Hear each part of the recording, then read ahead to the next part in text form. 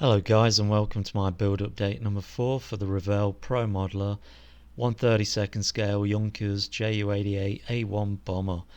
So I'm doing this as a buddy build with Freddie, Fernando Duarte and a couple of guys. So what happened at the end of update number 3, I'd got her primed and ready to start painting. So that's where we begin with this update. I took her over to the spray station, and the first thing I did was decided to spray some silver on the leading edges around the engines and hatches, etc. Areas that are going to get chipped later on in the painting stage when I'm doing the weathering. And that's the underside. You can see the silver there, and around the edges of the undercarriage doors. After that dried, I sealed it in with a gloss clear coat to protect it.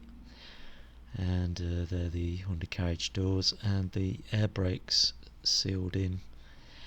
Next it was time to pre-shade, so I got some black and mixed it with a bit of grey and did all the pre-shading. That's the top side, and the next slide shows the underside pre-shading and pre-shading around the undercarriage doors and the air brakes. So now it was ready to paint the underside blue, and there we see it. I used RLM 65 toned down with some RLM 76 Lichtblau, and after that had dried, I mixed a bit of white with that mix to tone that down even further and did some highlights. That's highlights on the undercarriage doors. And then when that had dried, it was time to clear coat that, seal it all in. So I did, and there you can see the clear coat's been applied, and that paint's protected now from when I mask to do the upper colours. I clear coated the peripheral parts that I'd painted, the propeller assemblies, etc., propeller blades there. With that done, it was time to mask to get ready to spray the first colour, the Dunkelgrün. So there's the Dunkelgrün now applied between those masks, and then I applied some highlights. You can see I toned down the Dunkelgrün, airbrushed some highlights to finish that off. And then when that was dry, I protected that with a clear coat. Took off the masking tape, checked how the edges looked, see if it looked okay. It did. So then I masked over that, and to prepare for the Schwarzgrün, the RLM 70.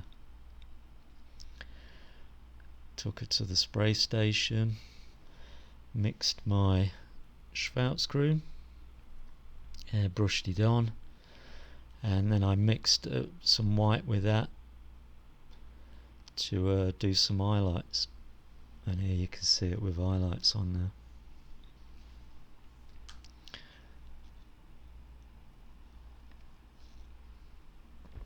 I then removed the masking tape, took it to my table, checked it all out, see if there was any areas that needed some touch up.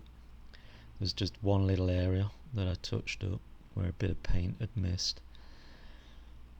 So after doing that, it was time to clear coat that Schwarzgrün in to protect it, and there it is, clear coated, ready for decaling. And that's what I did next. Got all the decals together, my scalpel, my tweezers, a brush and a toothpick for manipulating the decals. Started off with the port side wing, that was the outer side. This is the inboard of that wing. And then I moved on to the starboard wing, that's the inboard decals. And this is the decals on the outboard of the starboard wing. I then did the decals on the port side engine housing, then onto the port side fuselage, and the last thing was to do the port side tail, vertical stabilizer and rudder. I then flipped it around and did the starboard side engine housing, starboard side fuselage front, and there's one of those skulls on the opposite side. And then that's the starboard side fuselage, central section, and that's the starboard side vertical stabilizer and rudder decals. Flipped it over, and that's the starboard side wing underside, and that's the port side wing underside decals. And then on each of the underside of the engines there's a little glycol 5850 mix decal. And the last thing to do was put the decals onto the air brakes that have to match and line up with the large crosses on the underside. With the decals done, I then moved on to painting the yellow onto the spinners, and I toned the yellow down with some white because it's a little too dark for the shade of yellow I wanted.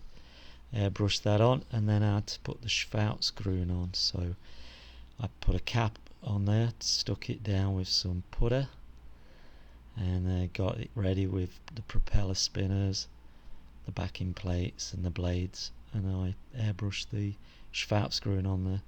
I mixed a little bit of white with that and toned it down and did some highlights. I then moved on to the undercarriage assemblies, and I used light olive drab, airbrushed that on, and then mixed some white with it and did some highlights on that. That's all the undercarriage parts together with the wheels, and then I detailed those parts, put all the base colour details on. You can see the red tubing and leather pouches around the cylinders and aluminum shaft. And then I went on to the rear wheel details, and this is the propeller details all laid out for you to look at all together. That's the undercarriage doors, the outside and the internal sides, two machine guns all painted up. I then painted the front of the engines, housings there, and then the exhausts have a rusty colour on those. And that was it. That was all the painting and decaling done. So I took some series of photographs of the progress so far, and the next thing I have to do is give everything a clear coat, seal those decals in with a clear coat, and the bit of painting, detail painting that I did to the undercarriage and the exhausts and the front of the engine housings, etc. And when that's all sealed in with a clear coat, I'll be moving on to the next stage, which will be weathering.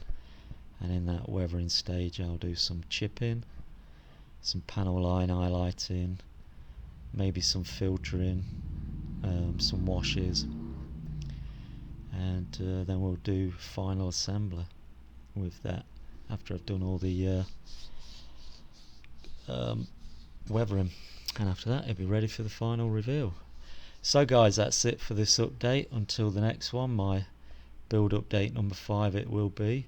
That's the end of this one. So thanks again for watching this build, thanks for following along, thanks for your comments, it's greatly appreciated, and I'll see you at update number 5. Tally-o and chocks away.